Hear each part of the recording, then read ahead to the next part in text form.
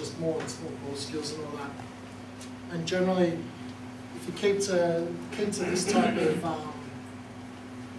timeline period thing, by the time you hit the finals, if you're stressing hard, they're going to peak at the right time. Manly did it last year. It obviously didn't work in the finals, but I was speaking to Donnie about it, and the 3 weeks, the weeks that we lost to the Warriors, we almost lost to the Dragons in that last game. Basically, Donnie and the exercise physiologist just hammered the boys. They were on such a heavy training load. This was them up here.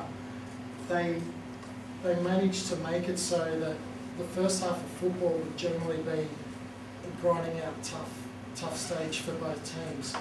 But the strength and based on the heavy workload that they've done the weeks prior to the finals is when they start to blow the teams out of the water in the second half. So South Sydney, second half gone. Cowboys gone, second half. It was all based on what they did in those final 3-4 weeks leading up to that finals. What happened in the grand final? They're still scratching their heads, and they have a lot of sleepless nights over that.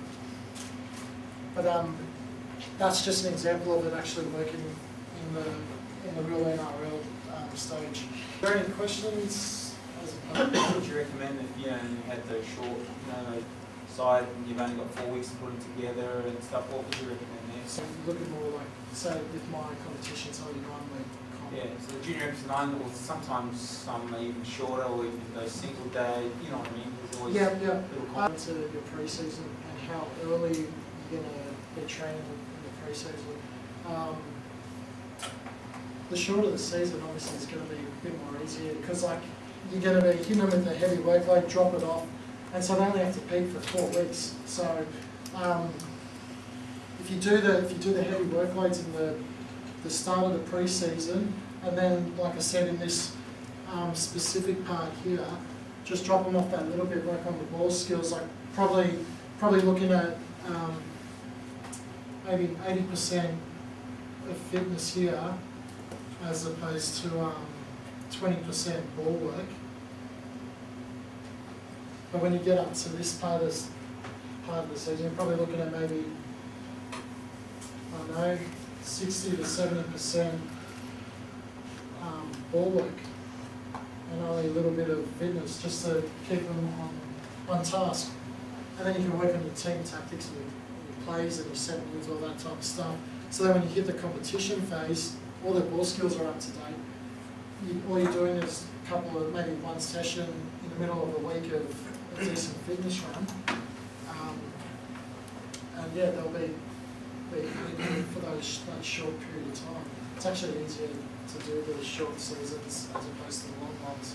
Because when it comes to a long season, especially like with Jersey Flag last year, it's motivation. You've got 20 weeks in the season of keeping the players trying to peak at the right time, and just general motivation of dealing with the loss 1 week or dealing with a massive win another week, So those are, like I said, easier for the shorter periods.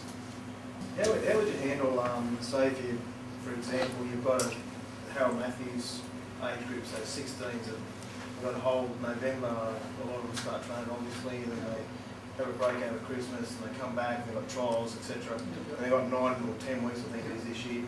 What about if you've got that side, say, back, they come back to their local competition, how would you handle them? It happened this year, it happened last year to us, sorry. Yeah, it's a massive gap between when they jump back into park football, and generally the level, or not generally, all the time the level is quite a drop down. You're not playing with a whole team of decent players. You've got the 1 or 2 standout players, and you've got the others that can barely throw a ball. So how to deal with that off season, like not off season, but that period where they leave your club. Probably more so for the players that have played in the Harold Matthews competition. Like, what would you start with them? How would you start? What would you do? When they go back to the park. When they go back to the park. Yeah. Well, what I've done, I work off I've got the luxury of this, but I work off an online program which all my players have access to. And basically, I give them stuff to do, and they can access that. So whether you do that, whether you have got the players' addresses and you're basically giving them stuff to do extra, that's all I can recommend. That's what I've been doing. The players that want to get ahead, especially at Harold Mats and SG ball level, the players don't know what they want to do with their life, whether they want to go on and be the next NRL superstar, or they want to go into a trade or go to uni or whatever. They're still trying to come to terms with that, as well as their own playing abilities going up and down per week. So basically, you give them the stuff to do, or even if you have to say, look, every Sunday I'm holding a session, or Tuesday, Wednesday, whatever it is, you can all come to me and like have like a little camp which just basically maintains the level that you left them with. Because I'll get the general fitness from their game days at clubs, but all those extra stuff like your skills and all that, you might need to, that's if you want to, organise like a day or two a week, or just continually, maybe once a month or once every 2 weeks, you pull them all aside and get them going again, stuff like that. I really talked about weights and strength training because I wasn't too sure if you guys have access to those type of training sessions. When you're dealing with junior reps, obviously like myself, I've got a gym to work out of. We've got one of the best gyms down here in Sydney to work out of. It's quite easy. Start off with getting more muscle endurance and hypertrophy, so looking at your high reps, that your weights are not so heavy, like 60% to 70% of their maximal lift. And then gradually, as the weeks get closer to the season, dropping down the reps, stacking on the weight, getting that strength in. And then when you hit season, you're working more on the power stuff, so just that explosive pushes, explosive pulls, leg strength, stuff like that. The strength is pretty straightforward. Oh, I forgot to mention, after game day on a Sunday, say you play on a Sunday, get them down the beach, get them into a pool. Active pool recovery, like just get them into the pool, walking up and down the pool, doing a very light workout is optimal in their recovery. We just help them that much more. Again, we do it, it works, so it's another thing you can throw out there. For the facilities, would you recommend the full session straight after the game? I've known teams that have done that. One of my close mates was a Parramatta trainer for Jersey Fleet at Premier League. He, straight away after a game, they played against Manly at Brookie Oval, he had them down at Freshwater Beach, like as soon as they got changed, they were down at Freshwater Beach for a recovery session. So whether it's straight after the game or the next day, the next morning, that's fine.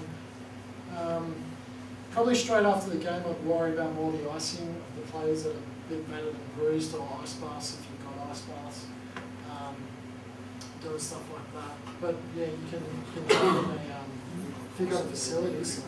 If you've got the facility, would you say it speeds up the recovery process? I'll like to leave it till Sunday. Like if they generally play in the afternoon on a Saturday, yeah, chucking them in the pool straight away is pretty hard, and plus they probably don't want it. A lot of players tend to be, especially when they hit that stardom stage, like to voice their opinion on what they want to do. But generally Sunday morning, I would optimally do that. It might suck for the coach because I actually have to get up and work on a Sunday for that 1 hour, but it's probably the best time to do it. What's your thoughts on post-match warm down? Post-match warm down? I do it. It's literally, it's probably maybe 1 or 2 minutes. I get them on the 20-metre line, so they've got the 10 metres to work with, a couple of butt kicks, a couple of high knees, side-to-side karaoke's, just very, and it's all light. It's not like they're flicking their heels up. It's like, it's literally just to get their heels off the floor, them to just try and get their knees off the ground, but very light. The main thing I worry about is their stretching. effective stretching, making sure they're doing the stretches for 15 to 20 seconds,